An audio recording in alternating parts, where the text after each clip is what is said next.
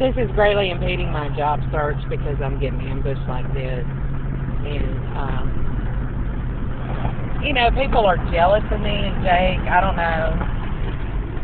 These celebrity types that have showed up, and they've all got to talk to him. Double O Dunfuck, our DA's representative, just gets to escort them.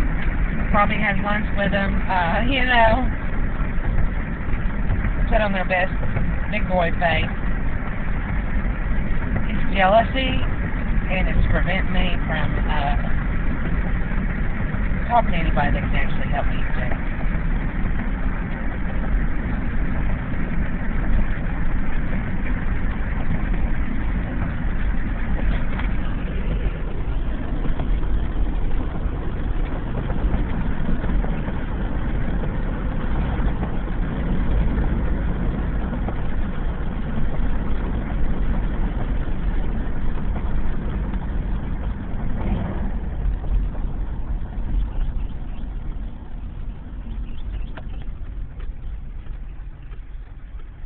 And everybody's just enjoying it. I mean, everybody knows.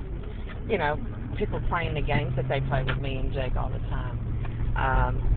Anywhere from the gas station manager to the librarian, the street trash people that I've never met and don't know. Librarians, kids in the library.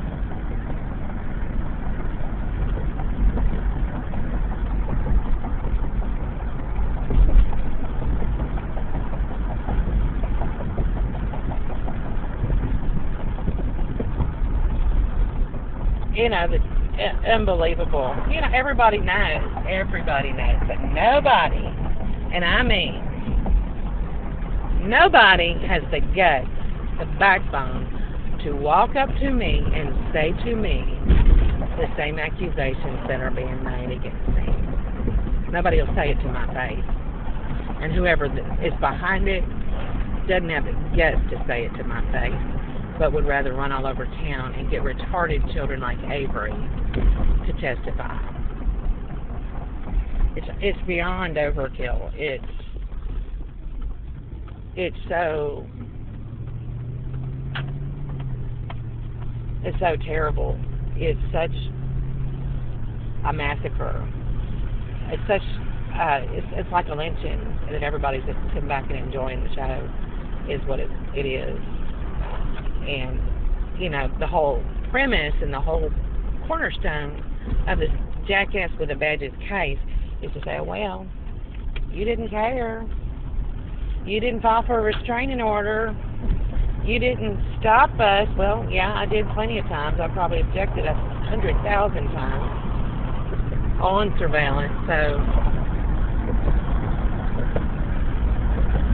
and that black woman sitting out in front of the library, she was videotaping me when I walked in the library. I videotaped her. Okay, play the video, but yeah, she was there, so proof she was there. Well, yeah, but you walked up to the library entranceway, bitch.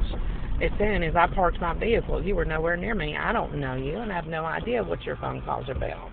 And saying that you delivered that message out loud or gave me some type of opportunity for God knows what, and I just chose not to participate. No, that's not how it happened. You knew I was either going to go there or the LSU library, right? And you staked out both places today, and that's it.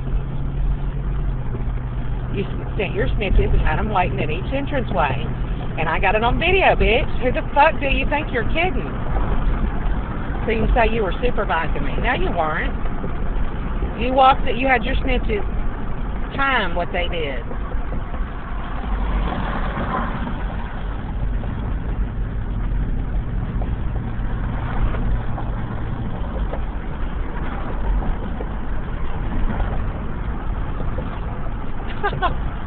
You go sit here and broadcast what you're doing all over town. I guess you must be threatening people with what? Interference in police business, God knows what, contempt of court.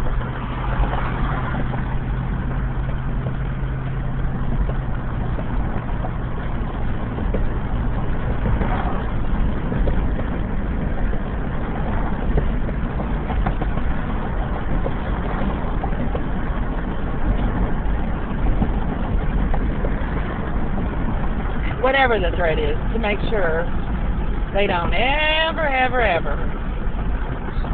say a word to me. But you can tell people that don't know me and Jake, have never met us, send them to face contact with me and my son, take affidavits and statements from them. They just make, like Avery does, and we just walk into a room and don't do anything. Right? And then what? You just going to believe that they don't tell anybody? Of course they do. They're not sworn police officers. Police officers can be disciplined for breaches in privacy, violations of people's civil rights, rights to privacy, search and seizure law and all that kind of stuff. And they're subject to judicial oversight by a judge in these kind of cases when they're actually working one. So that's the difference. These are civilians, and there is no consequence for any of them. And none of them know me and Jake at all. You heard me stop and ask that woman that was sitting outside the library, do you know me? I'm sorry, do I know you? Did you go to Magnet? No? Sorry. Okay, then what the fuck are you doing faking evidence about me and my son and sitting there saying that you delivered a warrant or invited me to participate, when in reality all you did was take your cue from the second that I was approaching the building to walk out so the other woman could walk in and make a phone call. And I guess what, she immediately reported what, a drug deal?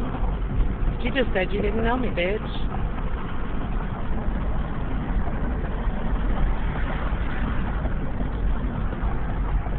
Okay.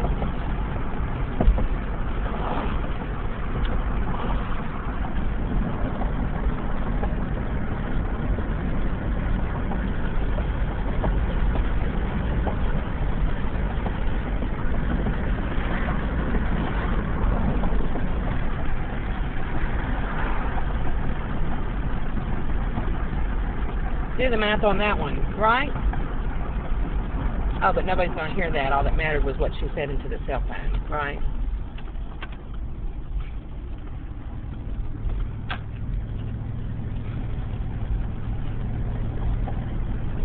Oh, this is probably another excuse, too. Well, she smiled at the informant like nothing was wrong. She greeted him and acted like she was just fine. Yeah, they're your informant. You sent them to dog me out. I don't know what the fuck they're doing. I don't know if they're going to threaten to kill me and Jake, or if they're just going to make good on the threat and finally pull out a gun and shoot us. You know, give me a break. That's my fault. You better smile at somebody that's working for somebody that over and over again had people threaten to kill you. You better act like nothing's wrong. You better let them think that they are getting away with murder and lying. Because guess what happens next when they figure out their ass is grass and they're going to prison? They kill the witnesses. Who are the witnesses? Me and Jay. And this whole city, as a matter of recourse. But nobody's standing up to do anything for us. You know, they're just going to sit back and watch it, and that's what it is. It's like, it's the same thing as the Romans in the Colosseum when they killed those Christians. It's the very same thing.